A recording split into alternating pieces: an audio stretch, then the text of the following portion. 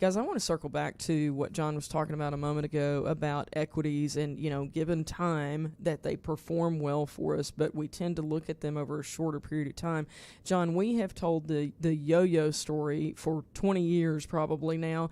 At some point, we're going to film this, but I don't think we have anybody who can do a yo-yo. I personally cannot, so I'm going to just try to tell you the story instead of doing the visual. At my house, we have 18 steps. I know it's probably weird that I know that, but I count things. This is the way my brain works. So we have 18 steps going from the first floor up to the second floor. And Chad's laughing that I know that. So anyway. I'm laughing because it's not 17 steps. Yeah, there's a story there. Picture if I were able to actually use a yo-yo. And I started on the ground floor, and that yo-yo, as I'm walking up the steps, that yo-yo is going up and down in my hand. Okay, when I get to the third step, you fall because you're not coordinated enough to pull that off. Are you going to let me tell my story? Go ahead. When I get to the third step and the yo-yo is at its down point, if you just look at from the second step to the third step, then we're down. That doesn't look good.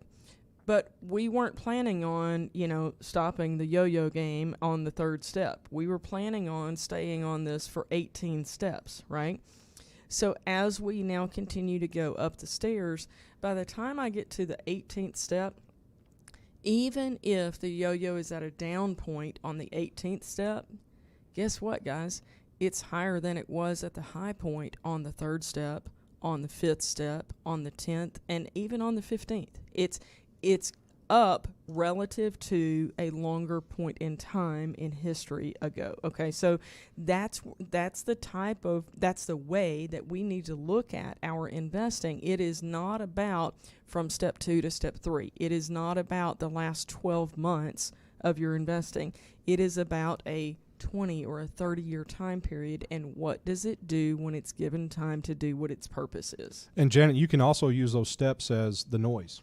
Yeah. Because there's going to be more noise down the road. Mm-hmm. And there's going to be other things. It may not be a bank next time, but John, you've been doing this long enough to know that there's another step coming, right? There's always another step coming, and there's always a lot of noise out there. And really and truly, you can go back in history and look, for the past 100 years, there's always been some reason for you not to invest. Mm-hmm. There's been some big crisis going on. You go, man, I better wait. I bet. And that is a losing strategy. You're now stacking the cards against you instead of for you, because we know some certain things are going to happen. And I think when it comes to your financial independence, guys, it should not be dependent upon the same circumstance that happens in a casino game. Casinos play the odds.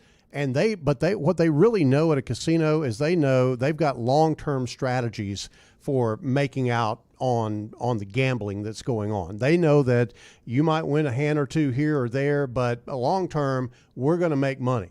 And that's really what an investor's got to look at in their financial planning is long term, how is this going to work out for me? Not just in the short term, what are things going to be like? And I think that that's the critical thing. And guys, that's really why I believe that people need to take advantage of this half-off financial plan during March Madness right now, because if you're not planning, you raise your odds dramatically just by engaging in the process of planning.